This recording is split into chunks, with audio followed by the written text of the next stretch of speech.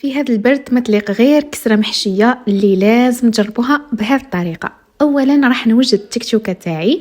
درت حاجه سامبل، قطعت البصل الثوم وشويه فلفل حار، ذبلتهم مليح، زدت لهم التوابل والاعشاب العطريه، طماطم مصبره وطماطم احب وشويه دبشه، زدت طيبتها مليح حتى تحصلت على هاد التكتوكه. نخليها تبرد وراح نوجد العجينه تاعي، فيها فرينه، سميد متوسط ولا من الاحسن ناعم، السكر، الخميره والملح وشويه نتاع الزيت، وراح نعجنها بالماء يكون دافي لكن ما تكثروش الماء. لاباط لازم تكون ناشفه.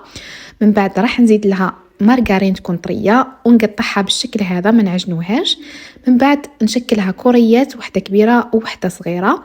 الكبيره تكون 150 غرام والصغيره 120 غرام. نفتح الصغيره اولا بالاستعانه بالسميد، من بعد نفتح الكبيره تاعي اللي راح ندير فيها الحشو ونزيد ندلها الفرماج باش تجي بنينه. نغطيها بالكريه الصغيره اللي فتحتها ونضغط مليح على الحواشي باش ما يتفتحوليش في الطياب. نغلقهم بالطريقه هذه ونضغط مليح باش ما يتحلوش، لكن ديروا الحاشيه تكون رقيقه. نحط سميد في لاسيه تاعي باش يسهل عليا، باش نحطها في الطاجين اللي سخنته على نار متوسطه، نثقبها ونطيبها، وكي طيب لي ندهنها بدهنه تاع زيت زيتون الله الله ونقدمها. بزاف بنينه، جربوها.